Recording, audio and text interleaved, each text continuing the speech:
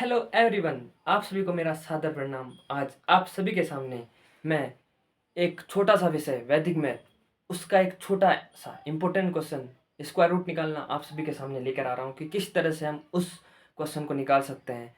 तो क्वेश्चन करने से पहले आप सभी को मेरे चैनल में हार्दिक अभिनंदन एवं मेरा सादर प्रणाम। इसी के साथ मैं चंदन आज आप सभी के सामने आप सभी को वैदिक मैथ का एक छोटा सा क्वेश्चन स्क्वायर रूट निकालने जा रहा हूँ। तो इसी के साथ वीडियो देखने से पहले आप सभी से विनम्र निवेदन है कि मेरे चैनल को लाइक, कमेंट एवं सब्सक्राइब जरूर करें। और इसी के साथ क्वेश्चन मैं करता हूँ कि किस तरह से हम उस क्वेश्चन को कर सकते हैं। तो स्क्वायर रूट है जैसे,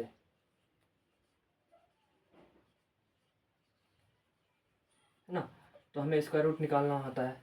ठीक है, तो स्क्वायर रूट निकालना होता है तो हमें सबसे पहले क्या ध्यान देना चाहिए कि हमें 1 से लेकर 9 तक के स्क्वायर याद होने चाहिए। क्या 1 से लेकर 9 तक के स्क्वायर याद होने चाहिए? तो जो मैं आपके सामने लिख रहा हूँ, देखो, इसे याद भी कर लेना और कॉपी में नोट भी कर सकते हो, क्योंकि कंपटीशन में स्क्वायर रूट का बहुत बड़ा रोल होता है। ठीक है, और कंपटीशन आपको पता ही है, 4 वर्गों में किया जाता है: शिशु वर्ग, बाल वर्ग, किशोर वर्ग और तरुण वर्ग, है ना। तो ज़्यादा बताने का टाइम अभी तो है नहीं कि इनको कैसे किस तरह से डिस्क्राइब किया जाता है। मैं क्वेश्चन पे आ रहा हूँ सीधे।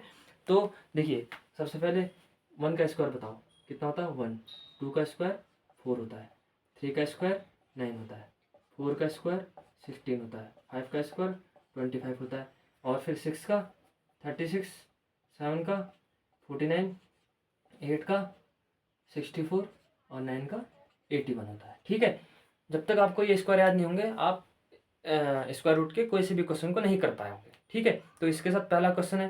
पहला क्वेश्चन के साथ ही आपको बताऊंगा कि किस तरह से इन सभी स्क्वायर का यूज उसमें होता है। ठीक है, तो पहला क्वेश्चन लिखता हूँ, क्या हमारा 32 12 62 24।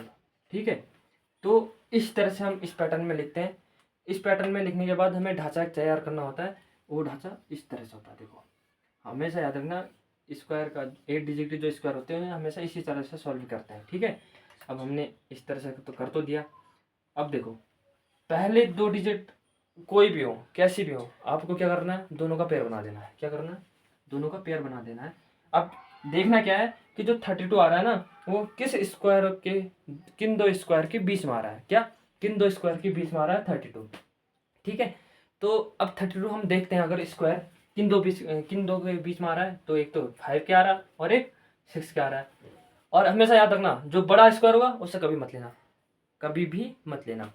कौन से स्क्वायर को लेते हैं, हमेशा छोटा स्क्वायर जो होता है उसे हम लेते हैं। ठीक है, तो इसके साथ हम लेते हैं कि कौन सा 5, तो हमने यहाँ पे 5 ले लिया। ठीक है, और हमेशा याद रखना, अगर एक डिजिट का इस एक डिजिट की कोई संख्या आ रही है, अगर हमें कहा जाता है कि स्क्वायर रूट निकालो, तो हमेशा उसका जो आंसर आएगा वो 4 डिजिट तक ही आएगा, 4 डिजिट से ज़्यादा नहीं आएगा, अगर परफेक्ट स्क्वायर अगर वो है तो। ठीक है, तो देखते हैं। देखो, 5 कैसा है पता है, बता दिया मैंने। अब 5 आ तो गया, अब 5 का दुगना जो भी होता है वो हम यहाँ पे लिख लेते हैं। ठीक है, अब क्या करते हैं, जो 25 होता है उससे 32 में से 25 को माइनस करते हैं।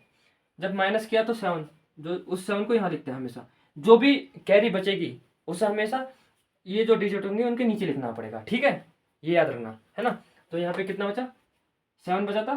तो अब ये टोटल मिला के कितना हो गया, 71 हो गया, है ना। अब जब हम 10 की मल्टीप्लाई 71 तक करते हैं तो कितनी बार जाएगा, 7 बार जाएगा। आप सभी को पता होगा कि 10 7 70 होता है, और 71 जो कैरी होता है उसे हमेशा कहाँ लिखते हैं, यहाँ पे लिखते हैं। कहाँ पे, यहाँ पे लिखते हैं। यहाँ तो लिख चुके हैं ना हम, अब तो यहाँ पे लिखेंगे। तो ये टोटल कितना हुआ, 12 हुआ। हुआ, और कितनी बार दिया था हमने, 7 बार दिया था, तो उस 7 को यहाँ लिख देंगे। लेकिन यहाँ पे हमेशा एक चीज़ ध्यान रखना कि जब हम इस चीज़ को चेक करने के लिए कि ये जो नंबर है ये सही है या नहीं है, यहाँ पे उस चीज़ को चेक करने के लिए हम क्या करते हैं, इसका स्क्वायर करते हैं और इसमें से माइनस करते हैं। और हमेशा याद रखना, जो संख्या यहाँ पे आएगी वो हमेशा इसके स्क्वायर से बड़ी होगी, अगर छोटी होगी तो एक कम ले लो, एक कम से मल्टीप्लाई कर दो। ठीक है, तो अब देखो 7 का स्क्वायर जो होता है वो 49 होता है। 49 और 12 में कौन बड़ा है, सिंपल सी बात है, 49 बड़ा होगा, आप सभी को पता है। तो हम क्या करते हैं, 49 जब बड़ा है तो हम यहाँ से इसको हटाएंगे। क्यों, क्योंकि यहाँ 12 आ रहा है, अब ये छोटी होगी ना, तो हम क्या करेंगे 6। अब जब 10 का 6 बार हमने किया तो 71 में से अगर 60 हम माइनस करेंगे तो कितना बचेगा, आप सभी बताओ कितना बचेगा, 11 बचेगा। अब उस 11 को कहाँ लिखेंगे, इसके नीचे लिखेंगे।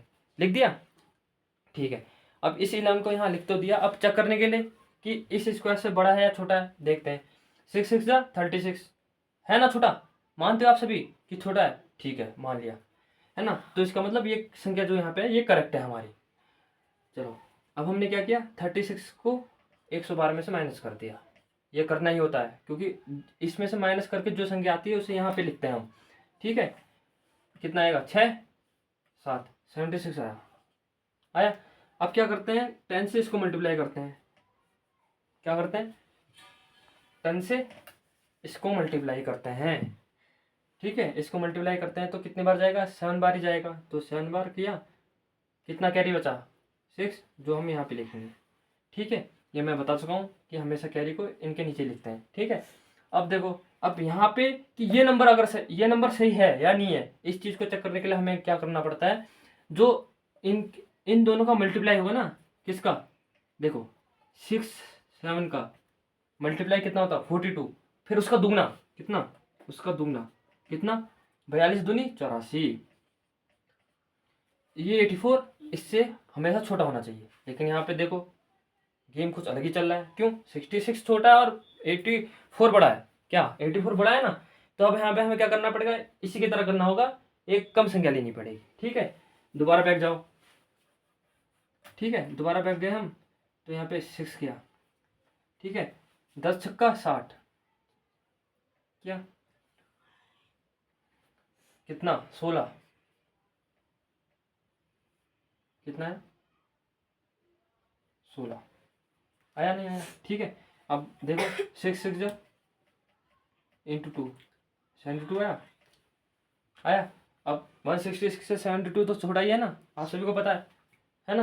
तो इसका मतलब ये कन्फर्म है, मतलब ये यहाँ पे आ सकता है, लास्ट डिजिट यही होगी यहाँ पे कि ये सही है, ठीक है। तो अब ये 72 आया। अब 72 को हम क्या करते हैं, 166 में से माइनस करते हैं, क्या करते हैं, माइनस करते हैं। तो 4 यहाँ पे 16 में से 7 गए, कितना बचेगा बताओ, 9, ठीक है।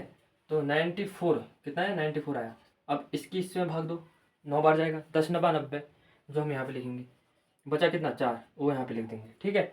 लेकिन चेक करने के लिए भाई ये अगर संख्या छोटी निकल गई तो ये तो गलत हो जाएगा आंसर, है ना। तो इसी चीज़ को चेक करने के लिए हम क्या करते हैं, यहाँ पे 6 × 9 इसका स्क्वायर करो, 6 9 54, 54 और 36 कितना होता है, एक दिन याद रखना, 6 9 54 इसका दुगना होता है, 6 9 54 दिन 108, 108 और 36 कितना होता है, देखो 108 42 से वैसे बड़ा है, इसे ही देख लो, 6 9 54 दूनी 108 इससे बड़ा है ना 42 से। तो इसका मतलब 9 जो यहाँ पे संख्या है, डिजिट है, वो गलत है। तो हम इसकी जगह क्या लेंगे, 8 ले लेते हैं, क्या ले लेते हैं, 8 ले लेते हैं, ठीक है। जब हमने 8 लिया तो 10 8 80, 80 बचा, और 80 में ये करोगे तो 14, 142 बचेगा। अब 142 बड़ा अगर संख्या निकल जाती है इसके मल्टीप्लाई करने से, तो इसका मतलब 8 सही होगा, नहीं तो गलत होगा, ठीक है। फिर हमें और एक और छोटी लेनी पड़ेगी। तो हम लेते हैं क्या, 8 छक 48 दूनी 96, 96 प्लस 6 36 कितना आता है, बताओ बताओ कितना आता है, कितना आएगा, 132 आएगा।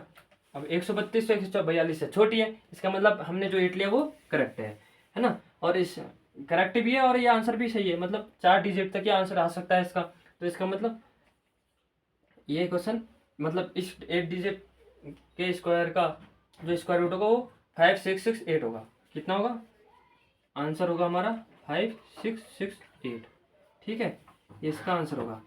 अगर आपको ये चीज़ समझ में आ गई हो, आशा करता हूँ कि समझ में आई गई होगी। और इसके अलावा आपको और ज़्यादा और भी क्वेश्चन मिलेंगे, ये तो मैंने एक पैटर्न बताया, इसके अलावा और भी ज़्यादा क्वेश्चन होंगे। अगर आपको समझ में नहीं आए तो कमेंट में ज़रूर उस क्वेश्चन को लिखिएगा, मैं आपको उसका सोल्यूशन ज़रूर अगली वीडियो में दूंगा। धन्यवाद।